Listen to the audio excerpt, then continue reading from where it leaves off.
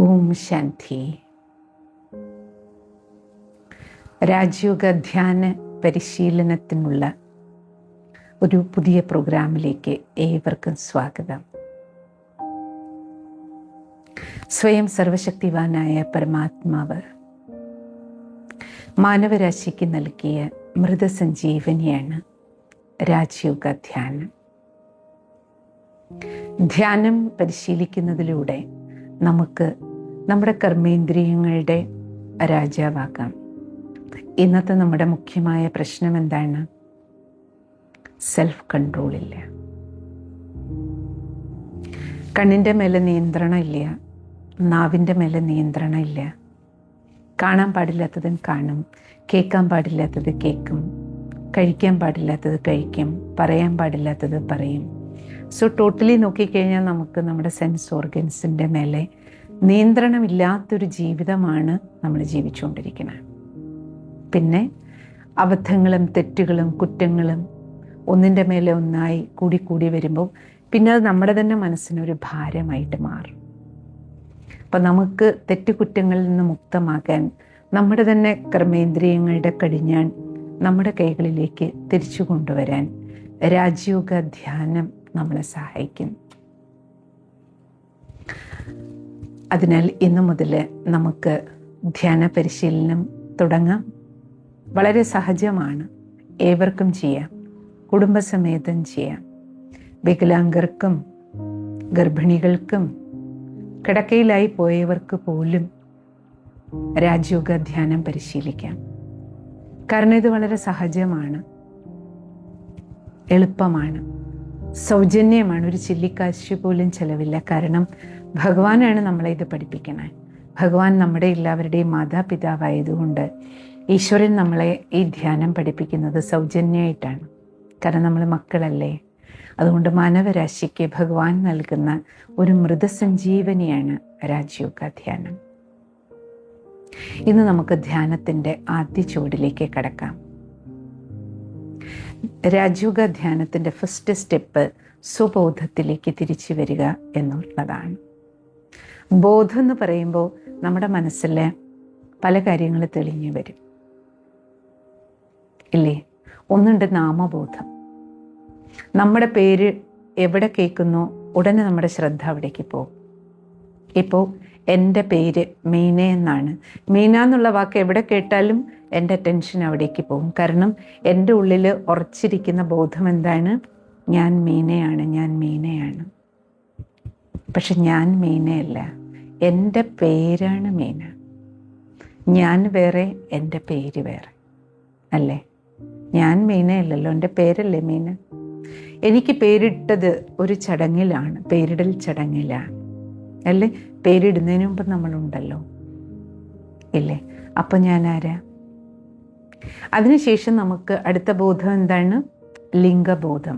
ഞാൻ സ്ത്രീയാണ്, ഞാൻ പുരുഷനാണ്.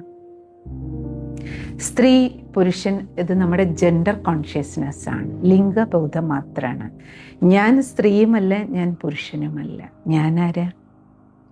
ഞാൻ ഒരു ചൈതന്യ ശക്തിയാണ്. കാരണം മനുഷ്യൻ എന്ന് പറഞ്ഞാൽ നമ്മൾ കേവലം ഈ ശരീരം മാത്രമല്ലല്ലോ. ശരീരത്തിനാണ് ലിംഗബോധം, സ്ത്രീ പുരുഷ വസ്ത്രം, ആ വ്യത്യാസം. പക്ഷേ മനുഷ്യൻ എന്ന് പറയുമ്പോൾ നമ്മൾ ഈ ദേഹം മാത്രമല്ലല്ലോ. ഈ ദേഹത്തിനുള്ളിൽ എന്തുണ്ട്? ഒരു ചൈതന്യം ഇല്ലേ? ആ ചൈതന്യത്തെയാണ് നമ്മൾ ആത്മാവെന്ന് പറയണേ. അപ്പോൾ ആത്മാവും ശരീരവും കൂടെ ചേരുന്നതാണ് മാനവൻ. അപ്പോൾ എൻ്റെ ഒരു ജെൻഡർ മാത്രമാണ് സ്ത്രീ അല്ലെങ്കിൽ പുരുഷൻ എന്ന് പറയുന്നത്. ഞാൻ സ്ത്രീയുമല്ല, പുരുഷനുമല്ല. അടുത്ത ബോധം നമുക്ക് എന്താണ്? ജാതിബോധം. ഞാൻ ഹിന്ദുവാണ്, അല്ലെങ്കിൽ ഞാൻ നായരാണ്, ഈഴവനാണ്, അല്ലെ, ക്രിസ്ത്യാനിയാണ്, മുസൽമാനാണ്. ഞാൻ ജാതിയല്ലല്ലോ, അല്ലേ? എൻ്റെ ഈ ശരീരത്തിൻ്റെ നിർമ്മാണം ഏത് ഭവനത്തിലുണ്ടായോ ആ ഭവനത്തിലുള്ളവർ ഏത് ജാതിയിൽ അഥവാ മതത്തിൽ വിശ്വസിക്കുന്നോ അതുകൊണ്ട് അല്ലേ എൻ്റേത് ആ ജാതി എന്നറിയപ്പെടുന്നു. എൻ്റെ ജാതിയ, ഞാനല്ല ഹിന്ദു, ഞാൻ ആത്മചൈതന്യമാണ്. ഈ ശരീരത്തിൻ്റെ നിർമ്മാണം നടന്ന ഫാക്ടറി ഏത് വീടാണോ അല്ലേ, ആ ജാതി മതത്തിൻ്റെ പേരിൽ നമ്മൾ അറിയപ്പെടുകയാണ്. അപ്പം അതിനെയാണ് ജാതിബോധം എന്ന് പൊതുവെ പറയുക. അപ്പം നമ്മൾ ജാതിയല്ലേ? ആണോ? അല്ലല്ലോ. പിന്നെ നമ്മൾ ഭാഷയുടെ പേരിൽ അറിയപ്പെടും. ഞാൻ മലയാളിയാണ്, ഞാൻ തമിഴനാണ്. തമിഴ് എൻ്റെ ഭാഷയല്ലേ? എൻ്റെ ഭാഷ തമിഴാണ്, എൻ്റെ ഭാഷ മലയാളമാണ്. അല്ലെങ്കിൽ നമ്മൾ എന്ത് പറയും? രാജ്യത്തിൻ്റെ ഞാൻ കേരളീയനാണ് അല്ലേ, തമിഴ്നാട്ടുകാരനാണ്, ഗുജറാത്തിയാണ്, ഇന്ത്യക്കാരനാണ്. അത് നമ്മുടെ രാജ്യത്തിൻ്റെ അല്ലെങ്കിൽ സ്റ്റേറ്റിൻ്റെ, സംസ്ഥാനത്തിൻ്റെ പേരാണ്. ഞാൻ പാലക്കാടുകാരനാണ്, അല്ലെങ്കിൽ ഞാൻ ട്രിവാൻഡ്രംകാരനാണ്. ഞാൻ പാലക്കാടുകാരനല്ല, എൻ്റെ നാടാണ് പാലക്കാട്. അപ്പം ഞാനാരാ? അപ്പം ഞാൻ എന്ന് പറയുന്നത് ഈ ദേഹമല്ല, ഞാൻ ദേഹിയാണ് എന്ന ബോധത്തിലേക്ക് തിരിച്ചു വരിക.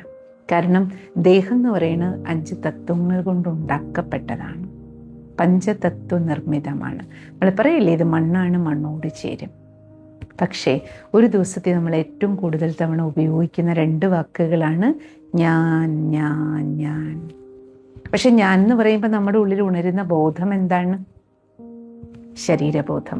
അല്ലെങ്കിൽ ഈ ശരീരവുമായി ബന്ധപ്പെട്ട ജാതിയുടെ, നിറത്തിൻ്റെ അല്ലേ, ലിംഗബോധം, ഭാഷാബോധം, രാജ്യത്തിൻ്റെ ബോധം, അല്ലെങ്കിൽ നമ്മുടെ ജോലി, പദവിയുടെ ബോധം. ഞാൻ ഡോക്ടറാണ്, ഞാൻ എൻജിനീയറാണ് അല്ലേ.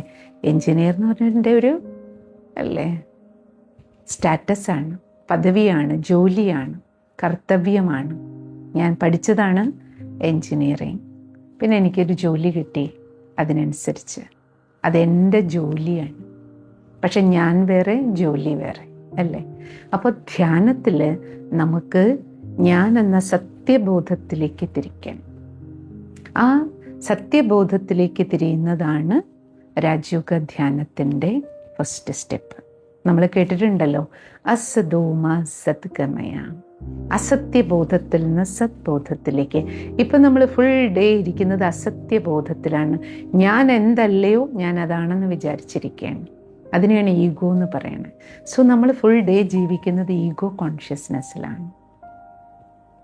ഞാൻ എന്തല്ലയോ അതാണെന്ന അഹംഭാവത്തിൽ നമ്മളിരിക്കുകയാണ്. പക്ഷെ അഹം, സത്യമായ ഞാൻ ഈ ദേഹവുമല്ല, പേരുമല്ല, ഭാഷയല്ല, ജോലിയല്ല, ജാതിയുമല്ല. ഞാൻ ആരാണ്? ഞാനൊരു ആത്മചൈതന്യമാണ്. നമ്മുടെ രാജയോഗ ധ്യാനത്തിൽ ഭഗവാൻ നമ്മളോട് പറയണ, മക്കളെ, ഈ ശരീരമാണെന്ന ബോധത്തിൽ നിന്ന്, ബോഡി കോൺഷ്യസ്നെസ്സിൽ നിന്ന് ആത്മബോധത്തിലേക്ക് നീങ്ങും.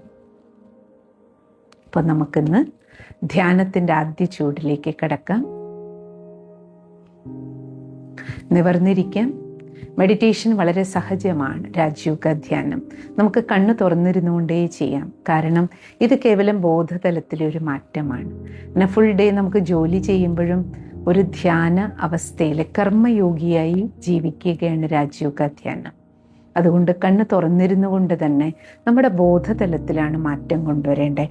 കണ്ണ് നമുക്ക് സ്ട്രെയിറ്റ് ആയിട്ട് എങ്ങനെ വെക്കാൻ പറ്റുമോ സഹജമായിട്ട് അങ്ങനെ വെക്കാം.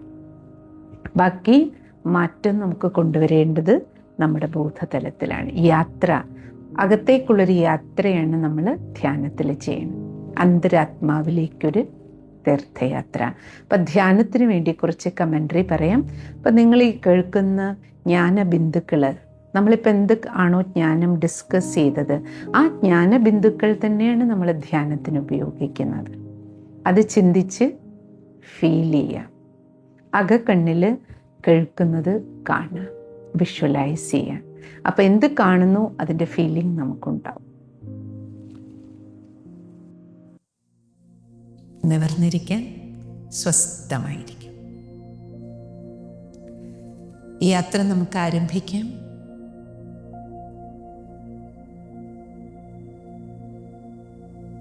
ശ്രദ്ധ. ഇരുകാലുകളിലേക്ക് കൊണ്ടുവരും. അകക്കണ്ണുകൊണ്ട് സ്വന്തം കാലുകൾ കാണും. കാണുന്നില്ലേ? കഴുത്തിന് താഴെ ശരീരത്തിൻ്റെ എല്ലാ അവയവങ്ങളെയും അകക്കണ്ണിൽ കാണും. എൻ്റെ ഫുൾ ബോഡി വളരെ വളരെ വിശ്രമാവസ്ഥയിലാണ്.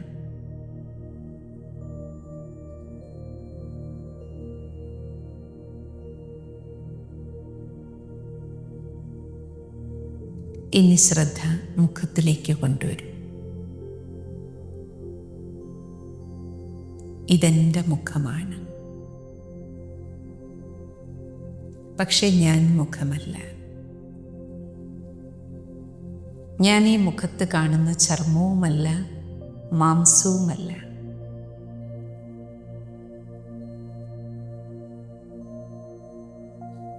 ഈ എല്ലുകളുമല്ല.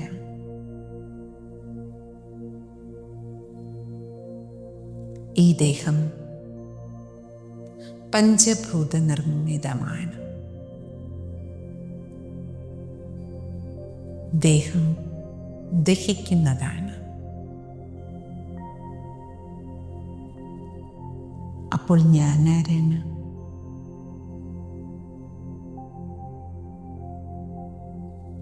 പഞ്ചതത്വ നിർമ്മിതമായ ഈ ദേഹമാകുന്ന വാഹനത്തെ നിയന്ത്രിക്കുന്ന ഡ്രൈവറാണ് ഞാൻ.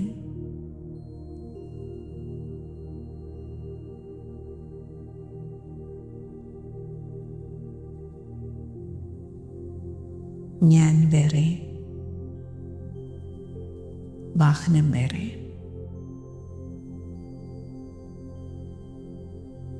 ദേഹം വേറെ, ദേഹിയായി ഞാൻ വേറെ.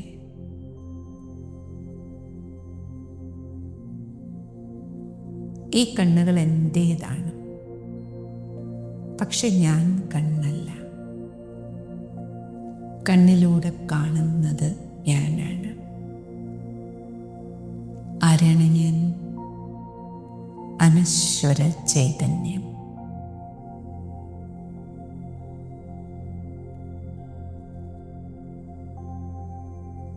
ഞാനാണ് ഈ വായിൽ കൂടി സംസാരിക്കുന്നത്. ഇതെൻ്റെ ശരീരമാണ്, പക്ഷെ ഞാൻ ശരീരമല്ല.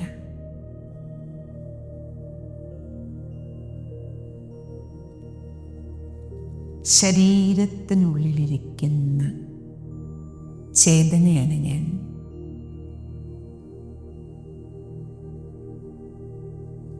ശരീരത്തെ പ്രവർത്തിപ്പിക്കുന്ന ആത്മീയ ഊർജ കണികയാണ് ഞാൻ. ഞാൻ വേറെ, ശരീരം വേറെ. ഞാൻ അശരീരിയായ ആത്മീയ ഊർജ ബിന്ദുവാണ്.